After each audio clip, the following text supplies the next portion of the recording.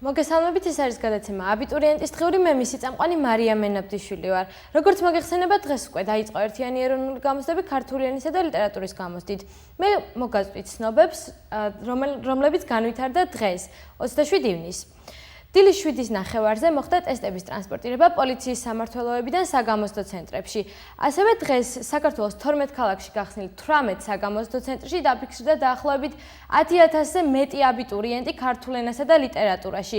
1800 კურატორი იცავდა წესებს, რომლებიც უნდა დაეცვათ აბიტურიენტებს. ასევე 14 საათიან სესიაზე იგივე რაოდენობა დაფიქსირდა აბიტურიენტების, რაც დაფიქსირდა დილის 8 საათიან სესიაზე. რაც შეეხება საგამოცდო ცენტრში მობილიზებულ დახმარებებს, მობილიზებული იყო სასწრაფო დახმარება, რაიმე ინციდენტის თავიდან ასაცილებლად, ასევე გახსნილი იყო სამედიცინო პუნქტი, საჭირო მედიკამენტებით იყო აღჭურვილი ეს სამედიცინო პუნქტი და ასევე უსაფრთხოებას იცავდა პოლიციის სამსახური. როგორც უკვე მოგახსენეთ, სხვადასხვა ინციდენტის თავიდან ასაცილებლად.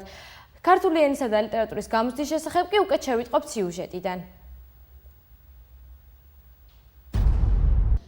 27 მაისს საქართველოს ტექნიკურ უნივერსიტეტში ჩატარდა ერთიანი ეროვნული გამოცდების პირველი ეტაპი ქართულ ენასა და ლიტერატურაში. გამოცდების ეროვნული ცენტრის დირექტორის ქალბატონი მაია მიმინოშვილის თქმებით, დარღვევები არ დაფიქსირებულა.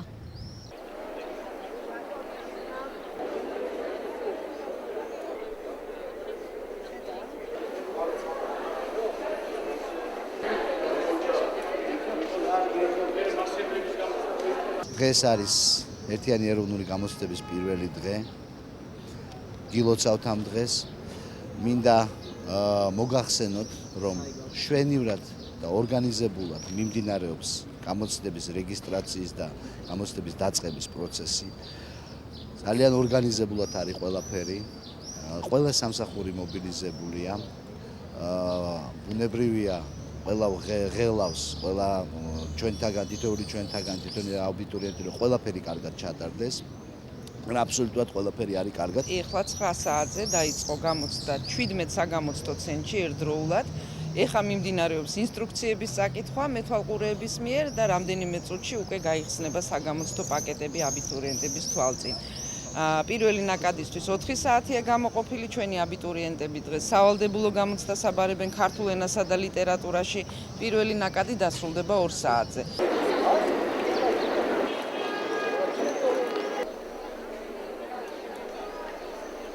თემა იყო გოგჩაზე.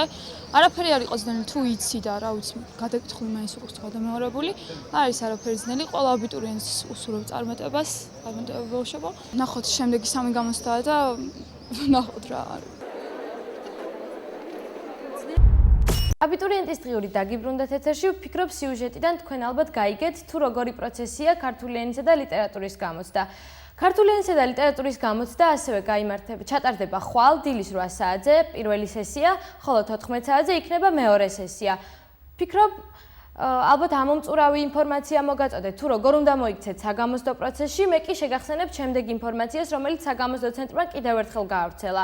2013 წელს დაფიქსირებული აბიტურიენტებისათვის არის ასეთი ინფორმაცია სიახლე, რომ თქვენ შეგიძლიათ შეცვალოთ არჩეული ფაკულტეტები, როგორც გამოცდის პერიოდში, ასევე გამოცდის შედეგების გაგების შემდგომ.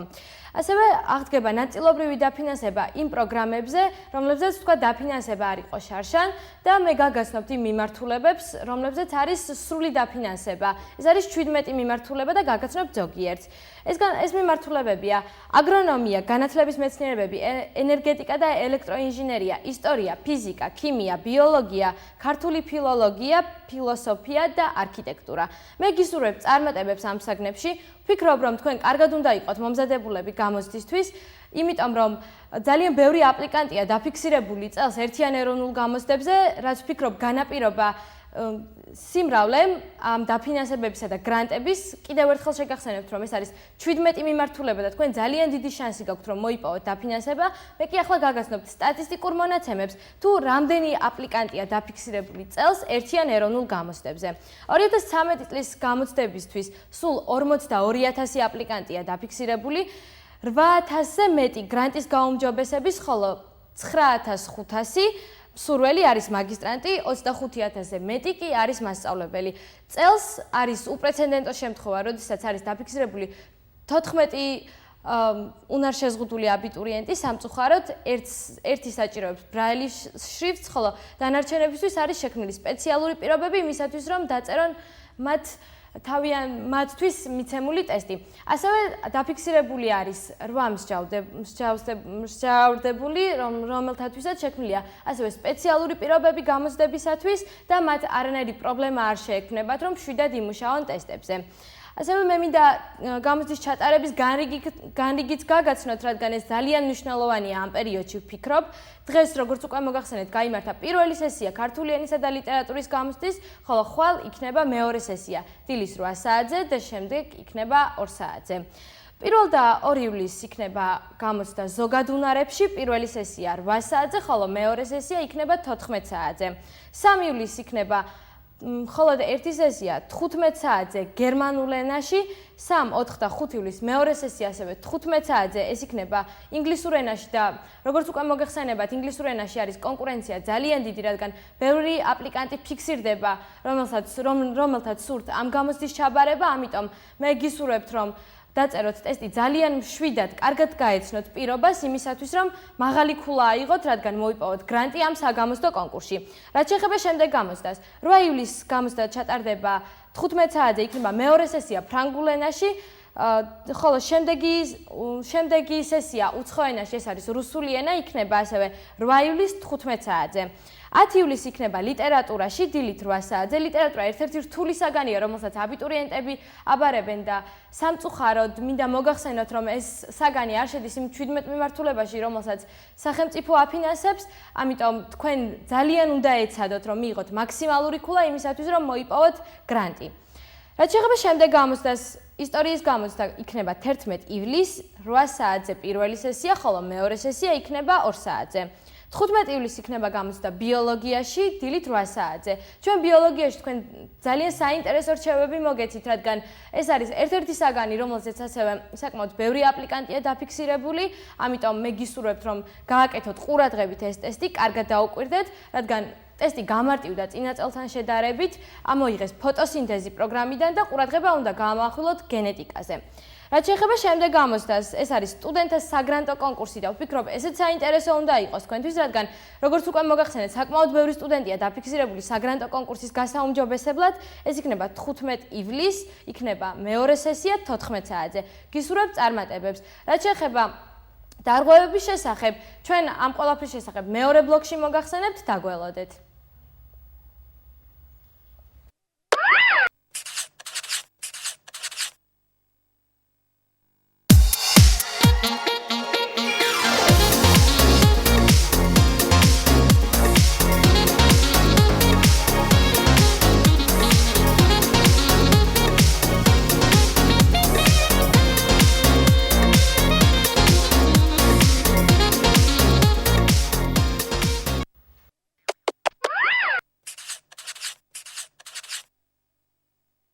აბიტურიენტის დღიური დაგიბრუნდათ ეთერში, მე შეგახსენებთ ჩვენი სტუდიის ნომერს, ეს არის 235-33-07, თქვენ შეგიძლიათ დაგვირეკოთ, დაგვისვათ შეკითხვები და ჩვენ აუცილებლად ვუპასუხებთ თქვენ შეკითხვებზე, ან გამოვიყენებთ თქვენ მიერ მოწოდებული იდეას შემდეგ გადაცემაში. თქვენ ასევე შეგიძლიათ გამოგვიგზავნოთ SMS-ები ნომერზე 93040-93041 9:55-00. ასევე შეგიძლიათ თქვენი შეკითხვები დაწეროთ Facebook-ის გვერდზე აბიტურიენტის დღიური და როგორც უკვე მოგახსენეთ, თქვენი შეკითხვა უპასუხოდ არ დარჩება და აუცილებლად უპასუხებენ მას კომპეტენტური ადამიანები და მოგაწვდიან თქვენთვის სასურველ და საჭირო ინფორმაციას. ახლა კი მე მინდა თქვენ შეგახსენოთ ერთი ინფორმაცია, რომელიც ძალიან გამოგადგება და გაავრცელა გამოცდების ეროვნულმა ცენტრმა. თქვენი ხელშეწყობის მიზნით გამოცდების ეროვნულმა ცენტრმა ჩაწერა ვიდეორგოლები და სხვადასხვა საგნების ჯგუფის ხელმძღვანელები გაძლევენ რჩევებს სხვადასხვა საგნებში. ეს ვიდეორგოლები თქვენ გამოგადგებათ როგორც ტესტზე მუშაობაში, ასევე იმაში, თუ როგორ უნდა მოიქცეთ გამოცდის პროცესში, რომ კარგად იმუშაოთ ტესტზე, დრო კარგად გაანაწილოთ, არ დაარღვიოთ სხვადასხვა წესები და მე მინდა შეგახსენოთ ასევე ერთი რაღაც აბიტურიენტის წესებთან დაკავშირებით. როგორც უკვე ვიცით, დარღვევები ხშირად ფიქსირდება ამ წესების დარღვევების შემთხვევაში და აღკვეთილია ეს ძალიან ხშირად აბიტურიენტისთვის არასასურველი შედეგით და ამიტომ გთხოვთ რომ გამოცდაზე თან არ იქონიოთ არანაირი ელექტრონული მოწყობილობა გამოცდის დროს დაუშვებელია ერთმანეთთან გადალაპარაკება პირველ შემთხვევაში თქვენ მიიღებთ გაფრთხილებას ხოლო ამ ფაქტის გამეორების შემთხვევაში თქვენ მოიხსნებით გამოცდიდან. ასევე დაუშვებელია კურატორთან რაიმე თემასთან დაკავშირებით, გამოცდის ტესტთან დაკავშირებით შეკითხვის დასმა, ამ შემთხვევაშიც მიიღებთ გაფრთხილებას, ხოლო განმეორების შემთხვევაში მოიხსნებით გამოცდიდან. დაუშვებელია კურატორს მიაყენოთ შეურაცხყოფა, ან იგივენაირად მოიქცეთ აბიტურიენტთან. იგივე სიტუაცია თუ თქვენ მოიქცევით ასე, პირველად გაფრთხილება, ხოლო შემდეგ დატოვებთ სექტორს.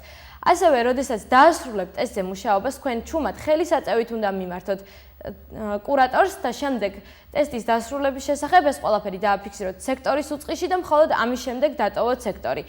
გთხოვთ გაითვალისწინოთ ეს მთელი რიგი წესები იმისათვის, რომ მშვიდობიანად ჩაიაროს საგამოცდო პროცესმა და თქვენთვისაც არ იქონიოს ნეგატიური ზეგავლენა ამ წესების დარღვევა. ახლა კი მე მინდა მოგახსენოთ ერთი ფაქტის შესახებ. დღეს როგორც უკვე ვიცით, დარღვევები არ დაფიქსირებულა საგამოცდო ცენტრებში. ამის შესახებ კომენტარი გააკეთეს თბილისის ტექნიკურ უნივერსიტეტში ბატონმა გიორგი მარგველაშვილმა და მაია მიმინოშვილმა.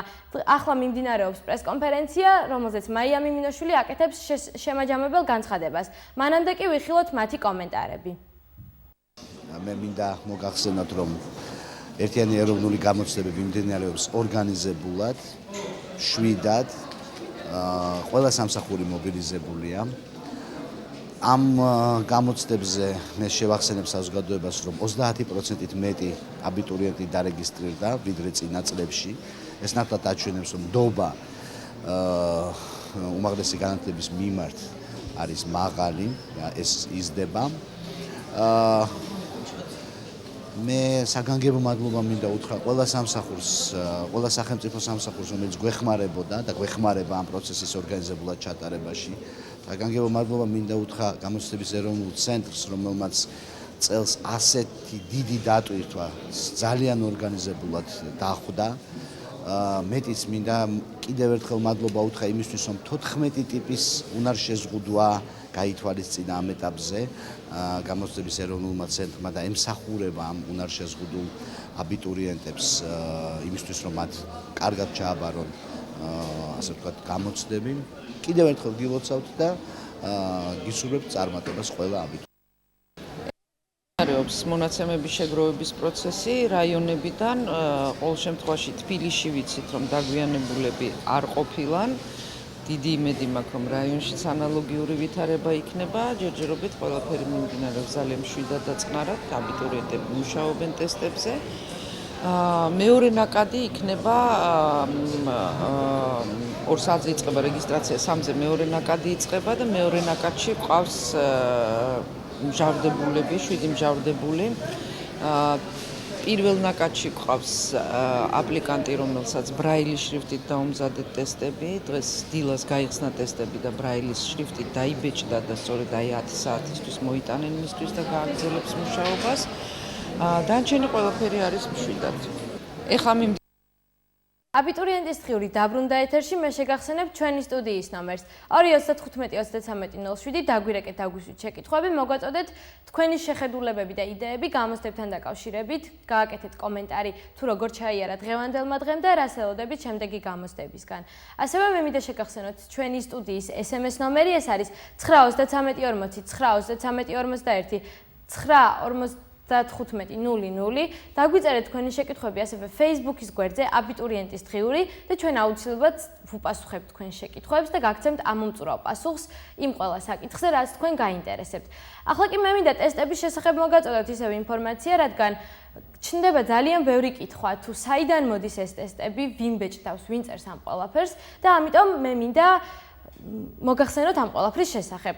2013 წლის გამოცდებისთვის ტესტები დაბეჭდა ცნობილმა ბრიტანულმა კომპანიამ, რომელიც ყოველთვის იცავს კონფიდენციალობას, ეს არის კომპანია სტივენ ოსტინი და ტესტები ისეა დალუქული, რომ მისი დაზიანება აუცილებლად დაფიქსირდება და შეუმჩნეველი არ დარჩება. ამიტომ ტესტები იხსნება მხოლოდ გამოცდის დაწყებიდან რამდენიმე წუთით ადრე. ასე რომ კონფიდენციალობა დაცულია და თქვენ არანაირი ეჭვი არ უნდა გაივლოთ იმასთან დაკავშირებით, თუ ტესტები მოწმდება თუ არა, არავინ არ იცის ტესტებში რა წერია, ეს იცის მხოლოდ მან ვინც შეადგინა და შემდეგ გაიგებთ თქვენ, როდესაც დაგირიგდებათ საგამოცდო ფურცლები. ასევე ტესტების შეფუთვის და ტრანსპორტირების დროს დაცული იქნა ყველანაირი უსაფრთხოების ზომა, ეს თავიდან პოლიციის სამმართველობაში გადაიტანეს და როგორც გადაცემის დასაწყისში მოგახსენეთ, მოხდა ტესტების დილით ტრანსპორტირება, ასევე მოხდება ხვალ და შემდეგ გამოცდებზე. რაც შეეხება დროს, საგამოცდო დროს, სხვადასხვა გამოცდებს, მინიმალურ და მაქსიმალურ კომპეტენციის ზღვარს, ვფიქრობ, ეს თქვენთვის ძალიან საინტერესო უნდა იყოს, რადგან დღეს ჩაიარა პირველმა სავალდებულო გამოცდამ, ხოლო სანამ მე გაგაცნობდეთ გამოცდების დროების შესახებ, სტუდიაში ზარია, მოусმინოთ მაყურებელს, გისმენთ თქვენ პირდაპირ ეთერში ხართ. გამარჯობათ. გისმენთ ეთერში ხართ. გამარჯობა. ხო, ცოტა ხმამაღლა ისაუბროთ. დიახ, მე ვიყავი დღეს გამოცდაზე პირადად. ძალიან თქვენი ხმა ცუდად შემოდის, ამიტომ გთხოვთ, რომ ძალიან მშვიდად და წყნარად ჩაიარა გამოცდამ. ყველაფერი იყო ის საგამოცდო პროცესის დროს, რაც ადრე გვითხრეს და მიგვითითეს ჩვენმა განათლების სამინისტრომ, თვითონ მაია მიმინოშვილმა და ძალიან დიდი მადლობა იმისთვის, რომ რაიმე სხვა არ ყოფილა ინციდენტები მომხდარი, ყველაფერი იყო მშვიდად, წყნარად და არ მინდოდა რომ ჩემი სუბიექტური აზრი დამიფიქსირებინა და ძალიან დიდი მადლობა თქვენ რომ გვაწვდით ესეთ ინფორმაციებს. დიდი მადლობა მინდა გადაუხადო ჩვენს მაყურებელს იმისათვის, რომ დააფიქსირა თავისი აზრი და მე კიდევ ერთხელ მინდა შეგახსენოთ ჩვენი სტუდიის ნომერი, ეს არის 235-33-07. ასევე SMS-ები შეგიძლიათ მოგწეროთ 9-33-41-9-45-0-ზე. დააფიქსიროთ თქვენი აზრი, დაგვისვათ თქვენი შეკითხვები და არა მხოლოდ ქართული ენისა და ლიტერატურის გამოცდასთან დაკავშირებით, თქვენ შეგიძლიათ კითხოთ სხვა მომავალ გამოცდებთან დაკავშირებით, რადგან ვფიქრობ, ეს თქვენთვის უფრო საინტერესო უნდა იყოს ამ ეტაპზე. ახლა კი როგორც უკვე მოგახსენეთ, მე მინდა შეგახსენოთ და კიდევ ერთხელ გაგაცნოთ გამოცდის დროებისა და მინიმალური და მაქსიმალური კომპეტენციის ზღვართან დაკავშირებით, ჩამოგითვალოთ გამოცდები და კიდევ ერთხელ შეგახსენოთ იმ 17 მიმართულების შესახებ, რომელსაც სახელმწიფო აფინანსებს, კიდევ ერთხელ გეტყვით 6 სახელმწიფო უნივერსიტეტში. ქართული ენა და ლიტერატურა მაქსიმალური არის 80 ქულა, ხოლო მინიმალური კომპეტენციის ზღვარი არის 21. საგამოცდო დრო, როგორც უკვე მოგეხსენებათ, არის 4 საათი, რომელიც ვფიქრობ, სრულიად საკმარისი უნდა იყოს იმისათვის, რომ თავი გაართვათ მოცემულ ტესტს. ზოგადი უნარები უმაღლესი ქულა არის 80, ხოლო მინიმალური კომპეტენციის ზღვარი არის 21. და საგამოცდო დრო თქვენ გექნებათ ვერბალურ ნაწილზე იქნება 1 საათი და 30 წუთი, ხოლო მათემატიკურ ნაწილზე იქნება საათი და 30 წუთი. დრო არ დაგემატებათ არც ერთ ნაწილზე, ამიტომ უნდა გამოიყენოთ საათი და 30 წუთი ჯერ ვერბალურზე, ხოლო შემდეგ მათემატიკურ ნაწილზე. იყავით ყურადღებით იმისათვის, რომ ზუსტად ჩაეტიოთ დროში, კარგად გადაანაწილოთ დრო ტესტზე, დაწეროთ ყურადღებით და კარგად გაეცნოთ პირობას. უცხოური ენები, უმაღლესი ქულა არის 100, როგორც შარშან ისე წელს. და 21 არის მინიმალური კომპეტენციის ზღვარი. ვფიქრობ, რომ 2 საათი და 15 წუთი თქვენთვის საკმარისი უნდა იყოს უცხო ენაში, იმისათვის, რომ მოაგროვოთ მაქსიმალური, როგორც მაქსიმალური, ისე მინიმალური ქულა.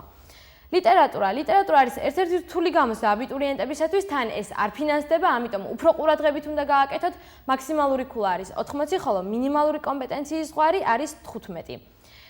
საგამოცდო დრო არის 4 საათი, ისევე როგორც სავალდებულო ქართულ ენასა და ლიტერატურაში. რაც შეეხება ისტორიას, ეს არის 80, 21 და შემდეგ საგამოცდო დრო გექნებათ 3 საათი და 30 წუთი. როგორც მატყობინებენ სტუდიაში ზარია, გისმენთ თქვენ პირდაპირ ეთერში ხართ. ალო, გამარჯობა. გამარჯობათ. იცით რა არის, აბიტურიენტი ვარ და ახლა შემოგიერთდით და ძალიან გამიხარდა, რომ ახლა ეს გადაცემა იყო და ან კითხვა მაქვს ესეთი, ხვალ მაქვს გამოცდა ქართულში და რა შეგიძლიათ რომ მითხრათ, ანუ რომ დამაკვალოთ, ჩემთვის ყველანაირი ინფორმაცია ახლა მნიშვნელოვანია ნამდვილად. დიდი მადლობა ზარისთვის. პირველ რიგში მე მინდა მოგახსენოთ სესიის შესახებ. პირველი სესია ალბათ დაფიქსირებულია თქვენ საგამოცდო ბარათში, რომ 8 საათზე და 14 საათზეა და ეს არის რეგისტრაციის დრო, ამიტომ არ უნდა დააგვიანოთ, არ უნდა იქონიოთ არანაირი ელექტრონული მოწყობილობა, ხოლო რაც შეეხება თვითონ გამოცდას. როგორც ჩვენი სიუჟეტიდან ნახეთ და თუ არ მოგისმენიათ ამის შესახებ, იქნება მხატვრული ტექსტის გააზრება, ერთი საპროგრამო, ერთი არასაპროგრამო, არგუმენტირებული ესე, დღეს იყო ასეთი სახის, უნდა იყვნენ თუ არა ქალები ჩართული პოლიტიკაში. ვფიქრობ, რომ ეს საქართველოში და ახლა არის ძალიან აქტუალური, რადგან ჩვენ მოსმენილი გვაქვს მრავალი ცნობილი და კომპეტენტური ადამიანის განცხადება ამასთან დაკავშირებით, რომ ისინი ერთხმად უჭერენ მხარს ქალების ჩართვას პოლიტიკაში, ამიტომ ალბათ ძალიან დაინტერესებულები არიან თუ რას ფიქრობენ აბიტურიენტები ამასთან დაკავშირებით. ამიტომ ვფიქრობ, არგუმენტირებული ესე უნდა დაწეროთ ძალიან კარგად იმისათვის, რომ მოაგროვოთ მაქსიმალური 20 ქულა. თან ეს არის, როგორც უკვე აღვნიშნე, აქტუალური, ამიტომ არ მგონია გაგიჭირდეთ. ხვალ ალბათ იქნება სხვა თემაზე ესე, მაგრამ იქნება იგივე სახით უნდა დაიწყოთ არგუმენტი, უნდა დაიწყოთ ჯერ შესავლით, შემდეგ თქვათ არგუმენტები, ხოლო შემდეგ გააკეთოთ შემაჯამებელი დასკვნა და არ უნდა იყოს ეს ისეთი, როგორც არის მხატვრული ტექსტის ანალიზი, არ უნდა იყოს გადახვევები, რაიმე უნდა იმსჯელოთ კონკრეტულად საკითხზე და არ უნდა განიხილოთ და გაშალოთ სხვადასხვა თემები. ეს რაც შეეხება არგუმენტირებულ ესეს. იქნება ტექსტის რედაქტირება, რომლებიც ერთად არ უჭირთ აბიტურიენტებს და როგორც აბიტურიენტებმა განაცხადეს გამოცდის შემდეგ, ეს არ იყო ძალიან რთული და მათ კარგად გაართვეს თავი. მხატვრული ტექსტის გააზრება კი როგორც უკვე მოგახსენეთ, არის დამოკიდებული როგორც აბიტურიენტის ზოგად განათლებაზე, ასევე მის საპროგრამო განათლებაზე და ზოგადად მსჯელობის უნარზე, ამიტომ ვფიქრობ, რომ თუ ემზადებოდით ქართულის გამოცდისთვის და თუ არგუმენტირებულ ესესაც კარგად გაართმევთ თავს, არ უნდა გაგიჭირდეთ არგუმენტების მოყვანა და მსჯელობა სხვადასხვა მხატვრულ საკითხზე მხატვრული ტექსტის გააზრებაში. ეს რაც შეეხებოდა ქართული ენის გამოცდას. და ახლა მე გავაგრძელებ გამოცდებზე საუბარს, შეგახსენებ საგამოცდო დროებსა და მინიმალურ და მაქსიმალურ ქულებს და ჩვენ გავჩერდით გეოგრაფიის გამოცდაზე, როგორც მახსოვს, გეოგრაფიის გამოცდაში მაქსიმალური არის 70 ქულა, როგორც შარშან, ხოლო მინიმალური არის 18 ქულა. ხოლო რაც შეეხება საგამოცდო დროს, ეს იქნება 2 საათი და 30 წუთი. გეოგრაფიაში არის დაფიქსირებული ძალიან ბევრი აპლიკანტი, ეს არის 11,000 აბიტურიენტი. ისტორიაშიც არის 14,000-ზე მეტი აბიტურიენტი, ამიტომ კონკურენცია არის ძალიან დიდი. სამწუხაროდ გეოგრაფია არ ფინანსდება და არ შედის 17 მიმართულებაში, ხოლო ისტორია ფინანსდება და ამიტომ გაითვალისწინეთ ეს ყველაფერი, შეეცადეთ რომ მაქსიმალურად კარგად იმუშაოთ ტესტზე. ჩვენ ვაგრძელებთ ბიოლოგიის გამოცდით, მაქსიმალური ქულა არის 75 ქულა, ხოლო მინიმალური არის 19 ქულა. საგამოცდო დრო იქნება 3 საათი. ასევე ქიმიის გამოცდაში 75, 19 და 3 საათი. ფიზიკის გამოცდაში მაქსიმალური ქულა არის 75, მინიმალური არის 19, ხოლო საგამოცდო დრო 3 საათი და 30 წუთი. ჩვენ წინა გადაცემაში გვქონდა ფიზიკის ჯგუფის ხელმძღვანელთან ბატონ გიორგი ჩეჩელაშვილთან სატელეფონო ჩართვა და მან განაცხადა, რომ მაქსიმალურად იქნება ყურადღება გამახვილებული ამოცანებზე, თუმცა თქვენ არ შეგხვდებათ ისეთი ამოცანები, რომელზეც ცდის ჩატარებაა საჭირო, რადგან ეს ფიზიკურად შეუძლებელია გამოცდის პროცესში, ამიტომ თეორიულ ცოდნას მოითხოვს ეს ამოცანები და გთხოვთ, რომ ამოცანის პირობას გაიცნოთ კარგად იმისათვის, რომ მაქსიმალურად გამოავლინოთ თქვენი თეორიული ცოდნა ამოცანაში და დაანახოთ კარგად თქვენი პრაქტიკული მხარე. ასევე თქვენ გამოყვანის პროცესი უნდა დააფიქსიროთ კარგად იმისათვის, რომ ჩაგეთვალოთ ეს კონკრეტული ამოცანა და მხოლოდ პასუხი გადატანილი ტესტის ფურცელზე არ დაფიქსირდება, საჭიროა აჩვენოთ თუ როგორ გამოიყვანეთ ეს კონკრეტული მოცემული ამოცანა. რაც შეეხება სტუდენტთა საგრანტო კონკურსს, ვფიქრობ, რომ ესეც უნდა აღვნიშნოთ ჩვენს გადაცემაში. სტუდენტთა საგრანტო კონკურსი მაქსიმალური ქულა არის 41, მინიმალური კომპეტენციის ზღვარი არ არის დაფიქსირებული, საგამოცდო დრო 2 საათი და 30 წუთი. აფხაზურ ენასა და ლიტერატურაში არ არის ძალიან ბევრი აპლიკანტი, კონკურენცია დიდი არ არის, თუმცა ვფიქრობ ეს რთული უნდა იყოს აბიტურიენტებისთვის, ვინც ქართულენოვანია და ზოგადად მაქსიმალური ქულა იქნება 40, მინიმალური ქულა 11, საგამოცდო დრო როგორც ქართულ ენასა და ლიტერატურაში 4 საათი. თქვენ არ მგონია გაგიჭირდეთ გამოცდების მიმდინარეობის პროცესში რაიმე საკითხში გარკვევა და დაკვალიანება, თქვენ შეგიძლიათ მიმართოთ კურატორს, ისინი მუშაობენ ამაზე, რომ თქვენ დაგაკვალიანონ და მოგაწოდონ თქვენთვის სასურველი ინფორმაცია, რაც შეეხება ელექტრონულ მოწყობილობებს, რომლებიც თქვენ შეგაქვთ გამოცდაზე და შემდეგ ტოვებთ. არავითარ შემთხვევაში გამორთულ მდგომარეობაშიც კი თქვენ სექტორში არ უნდა აიტანოთ ელექტრონული მოწყობილობა. ამ შემთხვევაში თქვენ ავტომატურად მოიხსნებით გამოცდიდან. თუ თქვენ არ გაქვთ საშუალება, რომ საგამოცდო შენობის გარეთ დატოვოთ კონკრეტული ელექტრონული მოწყობილობა ან რაიმე სახის ნივთი, თქვენ შეგიძლიათ ეს დატოვოთ თვითონ შენობაში, საგამოცდო ნომრითა და პირადობის მოწმობით და გამოცდის დასრულების შემდეგ თქვენ აუცილებლად დაგიბრუნებენ უკან ასევე პირადობის მოწმობის წარდგენის შემთხვევაში. როგორც უკვე შეგახსენეთ, ხვალ ჩატარდება ქართული ენისა და ლიტერატურის გამოცდის მეორე დღე, დილით 8 საათზე და 14 საათზე. იქნება იგივე სახის ტესტები, შეცვლილი იქნება სავარაუდოდ შინაარსი. გთხოვთ გაითვალისწინოთ აბსოლუტურად ყველაფერი, რა ინფორმაციაც მოგაწავდეთ იმისათვის, რომ თქვენ კარგად დაწეროთ, კარგად იმუშაოთ ტესტზე, გისურვებთ წარმატებებს. აბიტურიენტის დღიური ამით გემშვიდობებათ პარასკევამდე და მე შეგახსენებთ, რომ თქვენ შეგიძლიათ მოგწეროთ თქვენი კითხვები Facebook-ზე აბიტურიენტის დღიური და გავითვალისწინებთ შემდეგ გადაცემაში თქვენს კითხვებსა და იდეებს. აბიტურიენტის დღიური დასასრულს მიუახლოვდა, დიდი მადლობა ყურადღებისთვის. გისურვებთ წარმატებებს.